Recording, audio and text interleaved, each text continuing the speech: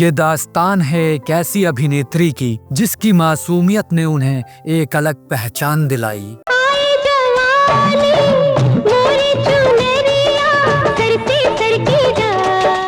वो जितनी खूबसूरत थी उतनी ही जिद्दी भी।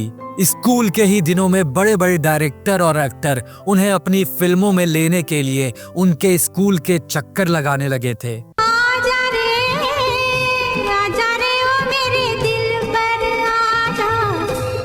जिसने राजेश खन्ना और यश चोपड़ा जैसे दिग्गजों के साथ काम करने से मना कर दिया, जिसने सिर्फ अपने पति से बदला लेने के लिए दूसरे मर्दों से संबंध बनाए और फिर उन्हें इसकी लत लग गई। रब मुझे माफ करे, मेरा इंसान। आखिर कौन थी वह हीरोइन और क्या रही उसकी विवादित कहानी, जानेंगे इस वीडियो में। जो कहे तो राधा बनूं रे, तू जो कहे तो।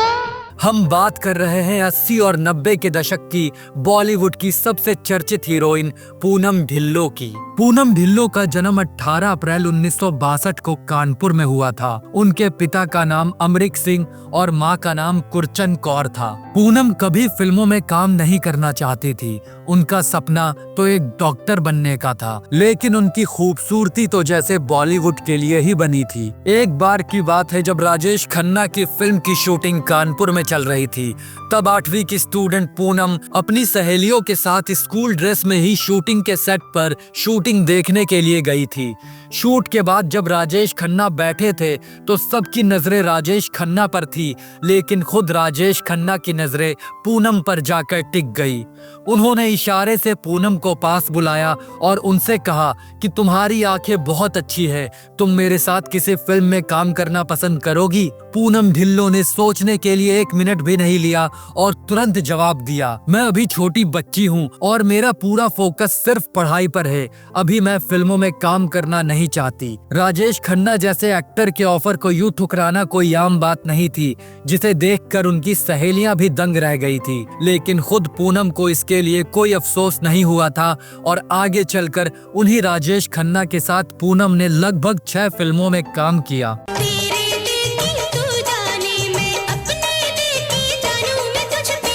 बात 1978 की है, जब चंडीगढ़ में मिस यंग इंडिया का आयोजन हो रहा था। तब पूनम को इसकी खबर लगी और उन्होंने अपनी सहेलियों के साथ इसे सामने से देखने का प्लान बनाया, लेकिन पता चला कि बाहरी लोगों को इसमें जाने की अनुमति नहीं थी।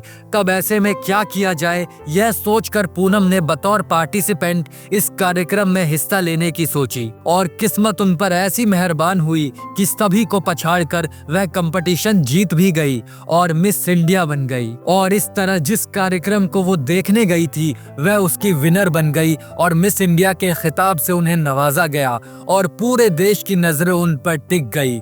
इसके बाद ही दिग्गज फिल्म मेकर यश चोपड़ा ने उन पर गौर किया और अपनी फिल्म त्रिशूल का ऑफर दे दिया। हालांकि पूनम ने उन्हें भी इनकार कर दिया और वे पढ़ाई करने में बिजी हो गई, लेकिन यश चोपड़ा तो मानो उनके पीछे ही पड़ गए थे। वह लगातार कोशिश करते रहे जब तक पूनम मान नहीं गई और आखिरकार पूनम ने भी एक दिन हामी भर दी, लेकिन यह शर्त भी रखी कि वह सिर्फ स्कूल की छुट्टियों के दौरान ही शूटिंग करेंगी। इस तरह पहली ही फिल्म से पूनम ने अपने नामी स्टार शशि कपूर और अमिताभ बच्चन जैसे दिग्गजों के साथ अपने अभिनय करियर की शुरुआत की। यह फिल्म बड़ी हिट हुई, लेकिन बड़े बड़े सुपरस्टार को ही इसका क्रेडिट मिला और पूनम पर किसी ने कुछ खास ध्यान नहीं दिया। लेकिन उन्हें अगली फिल्म का ऑफर मिला जिसका नाम था नूरी, और इसने उन्हें रातों रात सबकी नजरों में ला दिया। चोरी चोरी कोई आए। नूरी पूनम ढिल्लों की दूसरी ही फिल्म थी। फारूक शेख फिल्म के लीड एक्टर थे। पूनम ने इस फिल्म में एक पहाड़ी लड़की का किरदार निभाया जो अपनी मां के गुजर जाने के बाद अपने पिता के साथ रहती थी। फिल्म में फारूक के साथ उनकी सैड एंडिंग वाली लव स्टोरी को लोगों ने बहुत पसंद किया। मेरे दिल पर आजा, दिल की प्यास बुझा जा रे। एक ताजा तरीन बड़ी बड़ी आंखों वाली लड़की जब पर्दे पर आई तो दर्शकों और निर्माताओं को भा गई और पूनम के पास इसके बाद फिल्मों की जैसे लाइन सी लग गई। ये बात उस समय की है जब सनी देओल नौजवान थे और फिल्मों में नए नए आए थे। तब उन्हें पूनम के साथ फिल्म मिली सोनी महिवाल। सोनी महिवाल की शूटिंग के दौरान पूनम को गोद में उठाते ही सनी देओल गिर पड़े थे।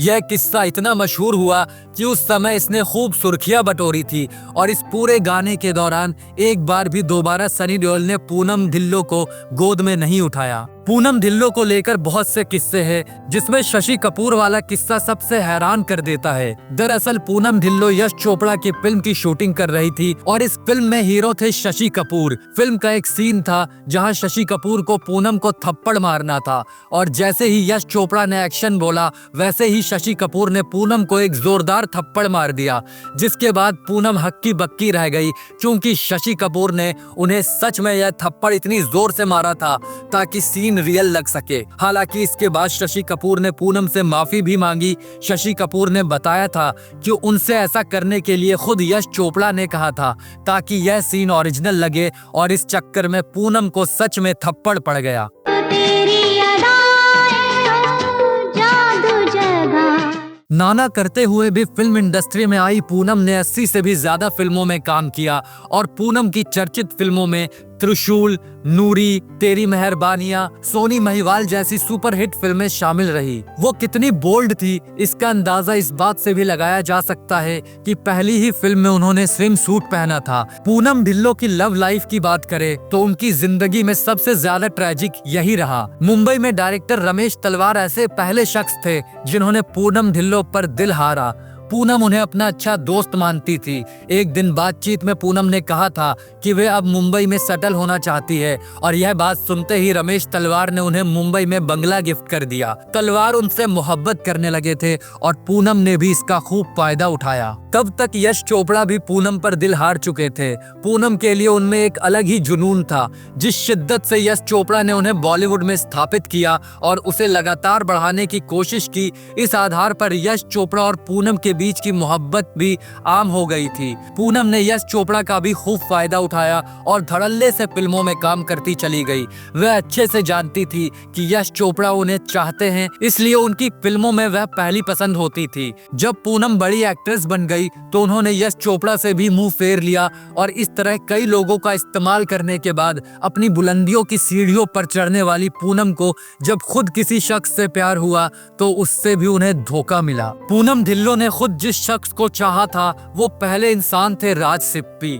पूनम का जिस पर दिल आया वो पहले से शादीशुदा थे, फिर भी पूनम ने राज सिप्पी से रिश्ता जोड़ा और खूब सुर्खियां भी बटोरी। लेकिन आखिर में राज ने अपना परिवार तोड़ने से बेहतर पूनम को छोड़ना समझा और इस तरह सबका फायदा उठाने वाली पूनम का भी फायदा उठा लिया गया। राज सिप्पी से ब्रेकअप के बाद पूनम दर्द से गुजर रही थी। उसी के आसपास उनके पिता का भी देहांत हो गया और पूनम के दिल पर दोहरी चोट लगी। इसी समय प्रोड्यूसर अशोक ठाकरिया उनके जीवन में आए।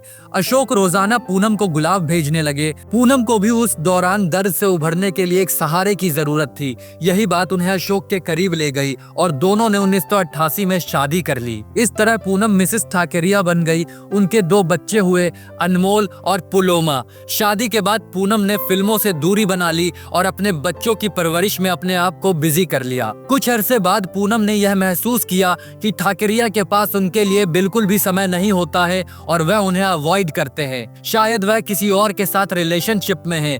जब उन्हें इस बात का एहसास होने लगा कि अब उनकी पर्सनल और प्रोफेशनल दोनों तरह की जिंदगी लगभग खत्म होने लगी है, ठाकरिया भी उनसे कई दिनों तक दूर रहते थे और वह घर में अकेली बोर होती रहती थी।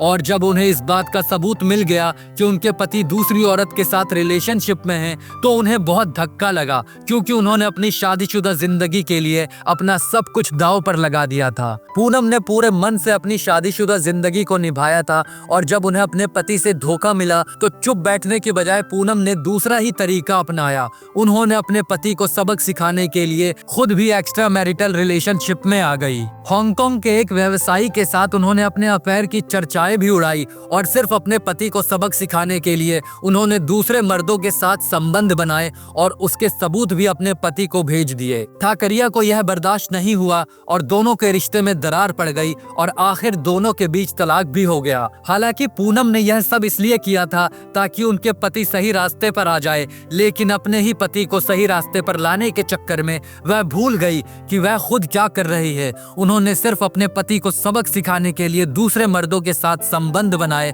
और अपने ही पति से यह आशा की कि शायद यह देखकर उनके पति वापस लौट आएंगे, लेकिन इतना बेवकूफ तो शायद ही कोई होता है। आखिर में ठाकरिया ने उन्हें तलाक दे दिया और दोनों बच्चों को लेकर पूनम ठाकरिया से अलग हो गई। पति से अलग होने के बाद पूनम ने अभिनय में वापसी भी की। उन्होंने रंगमंच में भी अपने अभिनय से लोगों को प्रभावित किया। एक नाटक द परफेक्ट हस्बैंड ने 2005 में सबसे बेस्ट कॉमेडी प्ले का अवार्ड जीता था और गोल्डन जुबली भी मनाई। इसके बाद उन्होंने the perfect wife, U turn जैसी चर्चित नाटकों में काम किया। उन्होंने छोटे पर्दे पर भी एंट्री की, जहां उनका पहला सीरियल था अंदाज। वह बिग बॉस में भी नजर आई। फिल्म जुदाई से उन्होंने फिल्मों में वापसी की और साल 2004 में वह भारतीय जनता पार्टी में भी शामिल हो गई। तो यह थी एक ऐसी हीरोइन जिसने सिर्फ अपने पति को सबक सिखाने के लिए एक ऐसा रास्ता अपनाया जिसने उनका सब कुछ छीन लिया।